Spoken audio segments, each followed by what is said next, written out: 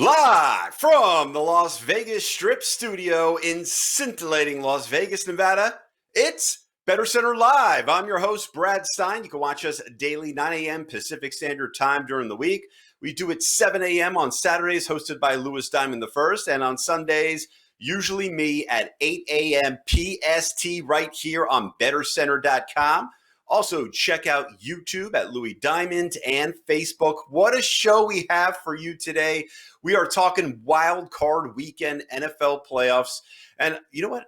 I never understood why they call it wild card weekend when we have teams like the New Orleans Saints, who last year would have been sitting home on a beautiful bye as the number 2 seed. But nonetheless, we call it wild card weekend. We're going to discuss that. And we have these three awesome professional sports handicappers right here to join us and to help break everything down, give us a little insight, information, and of course, make us some money. So let's introduce those guys. First up, we have a guy comes all the way from Buffalo, New York. He now resides here. He is the executive producer of Bettor Center Live. His name is Louie Diamond.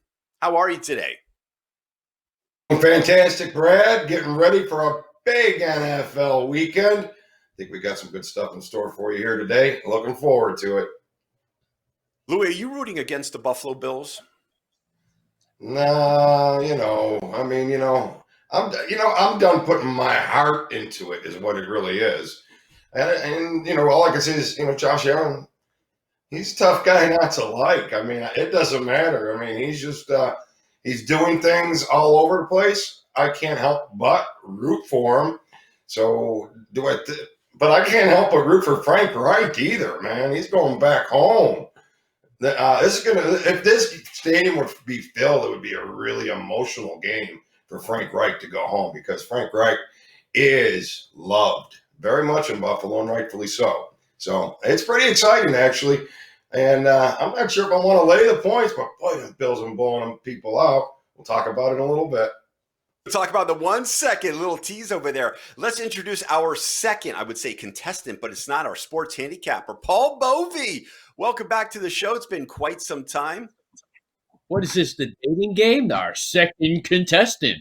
Hey, Louie, I feel bad for you. I didn't realize you're from Buffalo. I spent 1 year in Buffalo, and I got the hell out of there after the blizzard of 77. That's all I could tell you. But anyway, hey, it's great to be here, guys. Looking forward to a great show. And last but certainly not least, from New York City, now resides here in Las Vegas, Nevada, it's Chip Chirimbes. Welcome back. Happy New Year to you. Thank you. Same to you, Brad. I hope you stay healthy and prosperous this new season. And if everyone follows our lead this weekend, they'll be on the same track. Chip, I heard you are hot as heck in the National Basketball Association. Please explain and describe. I don't know how it's happening, but it does happen every once in a while. Started with a 2-1 night, went 3-0 3 straight days, and have now hit 14 of the last 17 NBA releases, putting out 3 games each and every day with a megabuck winner, which is my lead play, my highest rated selection. So I'm really happy with what's going on in basketball, and it should be a great weekend. We got the NFL playoffs. This is one of the best weekends of the year. You get to see 6 games I'm really looking forward to it. Yep. 6 games, and we're going to tackle them right now. Let's get to it. Our Hey, game Brad, number 1. Brad, Yes. I got us a little breaking news right now that I feel that we should probably talk about it for a quick second. But Tommy Lasorda, I just got it over the wire. Tommy Lasorda has passed away at 93 years old, and kind of means a lot to me because we joke about the story all the time, but I was able to party with the Dodgers in the locker room after they won that World Series because Tommy Lasorda and I had a special bond during that World Series. I was his kind of lucky charm. I was his little buddy. Can't be taken away from me. It was a fabulous story and a great part of my life. And so Tommy Lasorda, dead at 93. You know, I had a chance meeting with Tommy Lasorda. I used to own a bar down in Tribeca, a sports bar, pretty prominent. Was formerly owned by one of the partners of the New York Yankees. And Tommy Lasorda walked in one night with, of all people, Michael Milken. So I sat him down. I gave Tommy some of my special stock of Italian wine that I had behind the bar that was exclusively for me. And we had a nice conversation, gentlemen. And yeah, it was a nice meeting. And I'm sad to hear the news, Lou. Thanks for sharing those stories, guys. Tommy Lasorda, 93.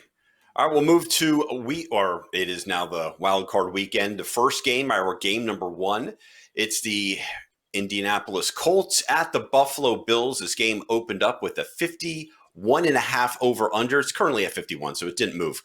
Game Buffalo -6.5, still just down a little bit. Currently, I have it at -6. We're going to start with Louie. Well, I gave you a little bit of a teaser there. Yeah, this is, Frank Reich in his homecoming here, head coach, playoff game, so I just got to think that next level for Colts as well as Bills. Tough to go against the Bills. I mean, they've just been blowing everybody out. They've been scoring a lot of points. I don't know how much the Colts defense is going to be able to contain them. But if anybody is going to be able to contain them, it's potentially this Colts defense. So I'm going to lay off the side, but and all that being said, I gotta love the over. I got to feel the overs to play here because no matter how hard the Colts will try, they're still not going to be able to slow this Bills offense down. The Colts have actually been putting some points on the board as well. So I think we're going to have a wild affair in Buffalo. That's my opinion. Buffalo is certainly smoking, winning 7 of their last 8 games. I believe that game that they lost was that Hail Mary in Arizona. Other than that, that would have been 8 in a row, or it would have been 9 in a row. 10. Yeah, they won 7 of the last games, but they have lost 6 straight playoff games. So now Buffalo has to get over that hump. Josh Allen, is he the quarterback to do it? Maybe. We talked about the Colts. They can run the ball a little bit. Yes, their defense overall has been good, but they have struggled against the pass since week 13, giving up 300-plus yards on average. Chip Chirimbes, any of these little nuggets that I just threw out, does it make a difference in your betting on this game? Well, I agree with Louie. I think this is going to be a high-scoring game. I mean, Buffalo's got the number 2 offense in the NFL. And this Josh Allen has just been something to have to deal with. I think the Colt defense, which at the beginning of the year we were praising them, and they were number 4 and 3 and number 5. They ended up number 10, which is the top third, but nothing so outrageous that you think they're going to shut the Bills down. I think the game's going over the total. And by the way, I have a question for Paul Bovi. Did your place in Tribeca have a big, huge electronic scoreboard? And also, I had my own instance with Tommy Lasorda because Bobby Valentine and I grew up together, and there were a number of times that we had dinner at Bobby's restaurant. And Tommy Lasorda, he bled Dodger blue. After Reggie Jackson hit those 3 home runs in the World Series game at Yankee Stadium, they turned to Lasorda and asked for his comment. And he goes, "What are you asking me for?" And he wasn't too happy with Reggie's performance. Hey, can I tell Chip, I want to touch on that for a second because Bobby Valentine was hanging out. It was me, Tommy, and Bobby Valentine. I mean, it's crazy how it happened, but it was my first meeting with Tommy. And he just thought I was Italian right out of the gate. So, and it was him and Bobby Valentine and me eating tripe in the locker room before the game. And the whole, from game 3, 4, and 5, all 3 games, I was just hanging out with these guys. They had no idea who I was, but I was a friend of somebody that was a friend of them. And it was just pretty amazing. So, Bobby Valentine, that's interesting. You guys grew up together because we did. He was a big part of that story as well. He was Lasorda's favorite from the time he was signed as out of high school. He went to Ogden, Utah. He was minor league player of the year twice, and it was Lasorda that was his big supporter, as Walt Alston was the manager. And there were some problems there because I think Alston was a little jealous of Lasorda. He knew Lasorda was in line for his job, and then they jettisoned Valentine out to California, where he had this tragic injury. Mm. So Bobby Valentine was such a gentleman that we those 3 days as well. It was just a wonderful experience, and my condolences to the Lasorda family and the Valentine family. They were very close. Paul Bovi, you are up. Your first pick today. Well, it's obvious Chip was in my establishment because, Aha. yes, we did have that electronic scoreboard, and we were noted for that. When I took over the place in 2003, I turned that electric scoreboard into a point spread display, and it was it was kind of cutting edge at that point. But I think my patrons really appreciated it. And the rest is history. It didn't end well, by the way, but it was a fun experience. I met a lot of people, drew a lot of people into the place, and that's why people like Tommy Lasorda came in there. But on to Buffalo and Indianapolis, and this is the epitome of squares versus sharps, because if we were up to the squares, the line on this game would probably be 8, 8.5, even up to 9. But it's the sharps that are keeping this number where it is at 6, 6.5. This for me is a game that I'm going to take a pass on. I expect Buffalo to get between 27 to 30 points, and I think it's going to come down to Phillip Rivers. He was very turnover prone last year. He had 18 interceptions. This year he's cut it down to 11. Not great, but an improvement. So if Phillip Rivers takes care of the football and they can bleed the clock a little bit, they'll have some dump-offs to Hines out of the backfield. I believe Indy can stay in the game, but that's a big caveat to ask for Phillip Rivers to not turn the ball over, because that's what he's very good at, and that's why he's no longer with the Los Angeles Chargers. So we can definitely make the point that Buffalo has the most prolific offense in the NFL, and the question looms as to whether Indianapolis can hold them to less than 30 points. I feel Buffalo's going to be between 27 to 30, and it's up to Indianapolis as to whether they can outscore them from that point. Thanks, Paul. Yeah, that's a big if for Phillip Rivers. You know what else he's really good at? Getting to the first round of the playoffs and not advancing after that. So that's what we'll see next. Game number 2 over here on Bettor Center Live. Thank you for watching on bettorcenter.com, YouTube at Louie Diamond, and Facebook. This is a big game here. This is the Rams and the Seahawks, and we think about this game about being offense, but this is more about defense. The Rams have like the number 1 scoring defense, number 1 against a pass rush. All of that. But the Seahawks, in the second half of the season, your boy Ross, Chip, he ripped apart the Seahawks. They have no defense. They have no defense. Well, in the second half, they've had one of the better defenses in the NFL with yards, sacks, and points. But let's talk about this game right now. Seattle -5, currently at -3, and the over-under went up from 40.5 to 42. So we'll let you start, Chip Chirimbes, please. Rams at Seahawks. You know, Brad, you hit it right on the head, because Seattle was absolutely atrocious the first half of the season, and they turned it around in the second half. And I know even Ross has recognized that because we've spoke about it. But the storyline to me in this game is the backup quarterback for the Rams. I don't know how much you saw of the game the last time out, but he passes the eye test. He looks better than Goff. He runs better. He has great poise. It looks like he's got his body language. It just tells me this kid can play. And I would favor the Rams if the backup quarterback is starting. I don't know how much I would be enamored with them if Goff was back in there. I like this kid, and that's the only way I'd play the Rams here. I have to admit, if I'm a Seahawks fan in this game, I'm a little nervous. This smells like upset. But let's get Louie D. Are you smelling something? Because I know you smell things from time to time. Well, yeah, it's tough to smell much of anything until we really know who is going to be starting. And I don't believe I had, last night when I went to bed, I didn't have an answer. I didn't wake up looking for the answer, so I don't know if it happened. But I think that's a critical part of this, because this is an under. Yes, I was all over. I was right with Ross there. Seattle over, Seattle over, Seattle over. And we were cashing tickets. But the train came to a stop. And so I kind of backed off the Seattle overs. And I actually played my first Seattle under of the year versus the Rams a couple weeks ago. So if Goff's in there, I'm liking the under. If he's not, It smells. So I'm waiting for that one. Paul Bovi, the Seattle Seahawks have struggled protecting Russell Wilson this year. I think they are 27th in the NFL, giving up sacks. And the Rams are pretty good at getting sacks. What are your thoughts for this game? So, Louie, just remember, he who smelt it, dealt it. That's all I have to say.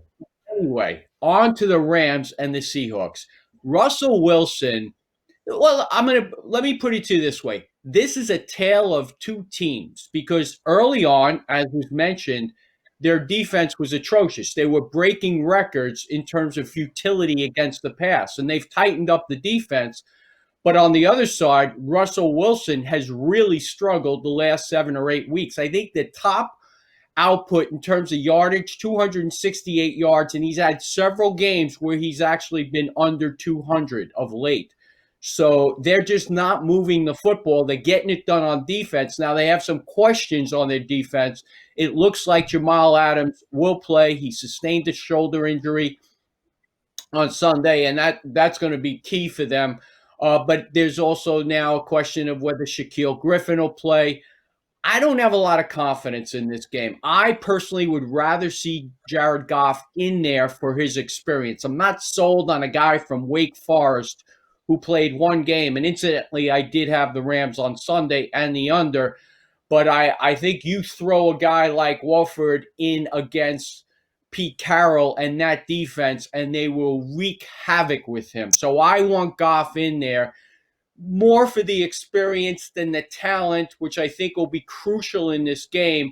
But there's just too many variables for me to make a prediction right now as to who's going to play, who's not going to play. But it should come in on the lower side of the number. But it's not high enough that I'm going to be interested in it. All right, gentlemen, that brings us to our fourth game. And that would be game number 4, the Baltimore Ravens and the Tennessee Titans. Baltimore -3.5 with an over-under of 54. And we'll start with Louie Bag of Diamonds. Well, this is the real rematch right now, and Baltimore playing some very good ball. Tennessee going to have to count on that Derrick Henry, and it's working right now. All I can really, I have a tough time wanting to lay these points simply because of the road. I have a tough time wanting to lay the points, but I can't be going against Baltimore right now. I think the over's got to be the money here. I think that both teams have just been on a scoring tangent. I think it continues here. And even though that 9-4 to the under the last 14 meetings, I think the way they're both playing right now, the game is going to be, I think it's going to be a high-scoring affair. The road team, 3-0-1 the last 4 games. Ravens are 3-7-1 the last 11. So some head-to-head stuff for you. But I feel that this game will be in an over scenario. And so that's kind of a vibe I got for it. Nothing big. Lamar Jackson still has not won that big game. Here he is, 0-2 in playoffs. Yeah. This is the big game, beating a Tennessee Titan team. This would be great, Chip. What are your thoughts? My thoughts are I'm a bit confused when I see that the team that won the division has the same record at home, are an underdog. That is, Tennessee is an underdog to a team that they beat in the first round of the playoffs last year. We said before that the Ravens are sort of like the Yankees. They're not built for the playoffs, this one-dimensional team. But they've got a running back right now from Ohio State that has really taken the pressure off Jackson as far as him running the ball. I'm very leery of this line. I'm very leery at looking at this game. It just doesn't seem right. But what does seem right, like you guys said, is points being scored. Tennessee doesn't really stop anybody, and Ravens have turned into an offensive machine the last 6 games. I mean, they've gone out and they're running up points and they're running up yards, and I think this game goes over the stop anybody. How about this one? The Ravens have averaged 14.5 points with Lamar Jackson starting in the playoffs. Paul Bovi, take it away. Well, Chip just made a great point. The Titans don't stop anybody. They have 19 sacks the entire year. 4 of them came on Sunday against the Houston Texans, and they were without their left tackle, Tunzel. They had 2 sacks in the earlier game against the Texans. They just don't get any pressure on the quarterback, and that's going to be problematic here. Now, if you cite last year's game, what happened is there were early turnovers. Ryan Tannehill, by the way, only passed for 88 yards. The Titans were never under pressure to continue scoring. The Ravens are not the team to play catch-up football, obviously, because Lamar Jackson passing skills are, let's say, a little bit flawed. But he will have all of his receivers back. Snead was out on Sunday. He'll be in the lineup. Mark Andrews was out a game or 2 with COVID. He'll be on the lineup. And, of course, Hollywood Brown will be in there. And they have a running back in J.K. Dobbins who's been getting it done. What I feel will happen here is that the Ravens will score points, just like everybody has scored against the Tennessee Titans. And it will be up to the Ravens to play mistake-free football so they don't fall behind like last year. I feel the Ravens will get to 31 points. It will be up to Tennessee to outscore them. If they can accomplish that, they'll win the game, obviously, and they'll have to get into the 30s to do that.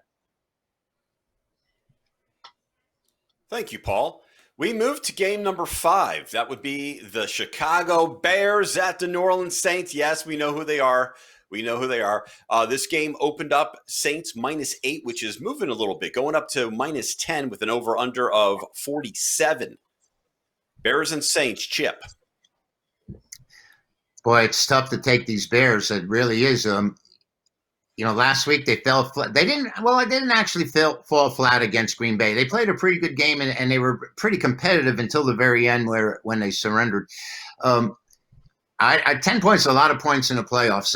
I'd have a very difficult time laying this game, and I just don't know where to go. This is the one game of them all that I would pass in the entire weekend.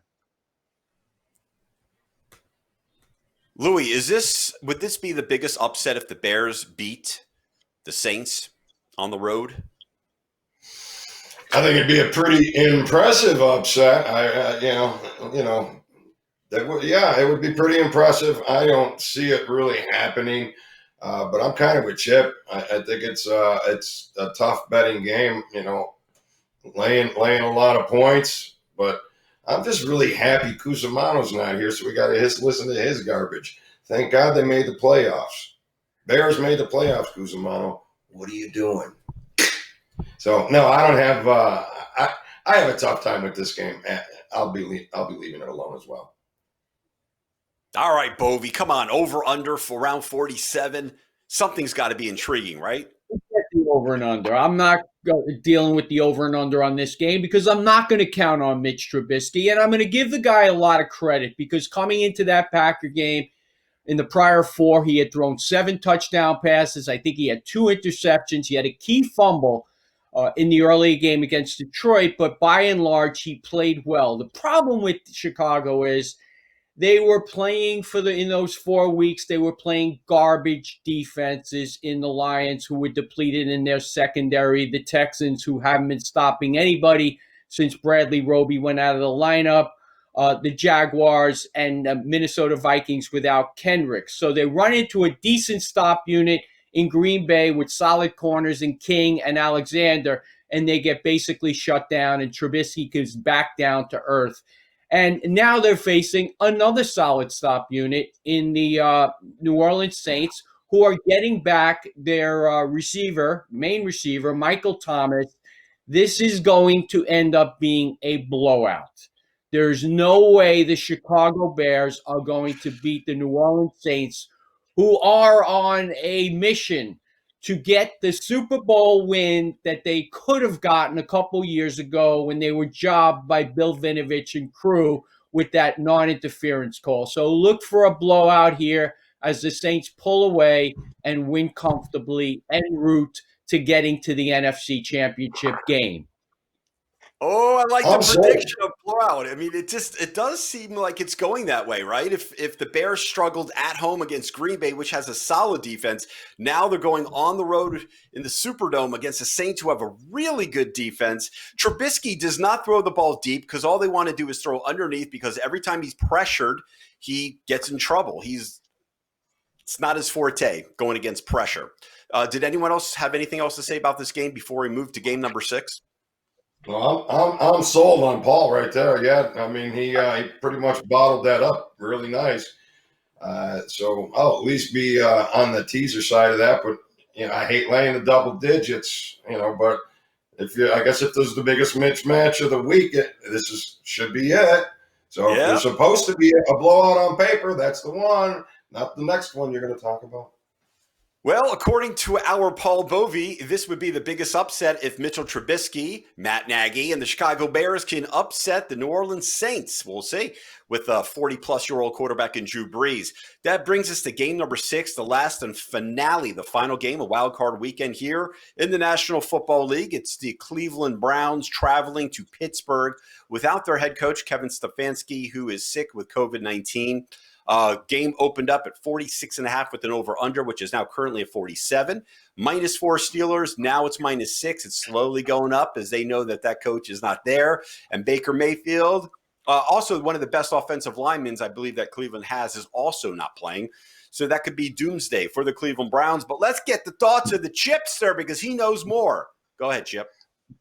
All right, before I start in this game, I got a comment about the New Orleans Saints. Yes, they were jobbed on that call and had to settle for a field goal to send the game into overtime. But they did receive the kickoff in overtime and did nothing with it. And then they gave up the ball and lost the game. I don't feel sorry for them. They had a chance. They got the ball first. Now, who's going to get the ball first in this one? What do you think? We got a big winner here? I'm most likely going to take the dog here. And that's all I got to say. All right, well, that's it. 6 games in the book, the NFL Wildcard Weekend. But we're going to do most interesting play of the day because we are not done, so don't leave on Bettor Center Live. All right, Chip, stay right here. Most interesting play of the day could be in any sport. Can it really? Yeah. No, I think the interesting play is that Buffalo game where, like Paul had alluded to, the wise guys and the sharps are taking the points, and the public seems to want to lay it. I would venture to say that I would probably trust the wise guys side or the sharp side. So I think that's probably the play to start the weekend. Is Buffalo maybe in a little bit of trouble? All right, Paul Bovi, you heard Chip. Most interesting play of the day is who? So interesting. Is interesting synonymous with making money? And is this for Friday or is this for the weekend? And is this NFL playoffs? It could be any sport. It could be any sport, and it's most interesting to you to help us make money. So it could be anywhere, anything, whatever you think. Your thoughts. All right. I'm going to give you an NBA play for tomorrow. Okay? Let's throw a little NBA in here, okay? I'm going to take the Atlanta Hawks to beat the Charlotte Hornets, who beat them 2 nights ago, because Atlanta hit 7 of 39 from beyond the arc, yet Atlanta dominated them in the paint. So Atlanta's had a couple rough losses of late. So hit Atlanta tomorrow night on Saturday and pad your bankroll for Sunday's NFL wildcard games and have some fun on the hardwood. Well, all right, Paul Bovi, we're going to have some fun on the hardwood. Thank you for the Atlanta Hawks selection. That brings us to Louie Bag of Diamonds. Your most interesting play of the day is who? Well, first I want to say, Paul, you know how I know you're sharp? You took a question and then you wound up asking quality questions behind it to break down the question to give you the best probable answer. Same way you handicap a game. So, that being said, my most interesting play is really going to be coming from Ross Benjamin because he gave me an angle. We finally got our angles working back again. So we'll be looking to put some of them out there. So via Ross Benjamin, who is not with us here today, but Hopefully we'll be back with us sometime soon. He does our NFL angle of the week. Any NFL playoff home underdog. Well, NFL playoff home underdogs are 28, 14, and 2 against the spread since 1980, and they've won 24 of those 44 games outright. That's pretty impressive, but different home team scenario this year. But if that underdog of 4.5 or greater, if the underdog were 4.5 or greater, it improves to 5-0 against the spread and 3-2 straight up. So the dogs are 4.5 or greater are really the play, according to this trend. But all home underdogs are the play, and that's really not all that surprising. But we do have different home field scenario this year. So that being said, home underdogs are your most interesting plays of the weekend. The home dog. Thank you, Louie Diamond. Thank you, Chip Chirimbes. And thank you, Paul Bovi, for your participation. Of course, a special thanks to Eugene Stewart and Spotlight Film Productions. Don't forget to go to bettorcenter.com where you can get more picks, more selections, and make some money. Go to the website. Check it out. We'll be back here tomorrow, Saturday, 7 a.m. PST. Have a wonderful day. Check out YouTube at Louie Diamond and Facebook. And I just want to take a moment of silence for the great Tommy Lasorda, passed away at 93 years of age.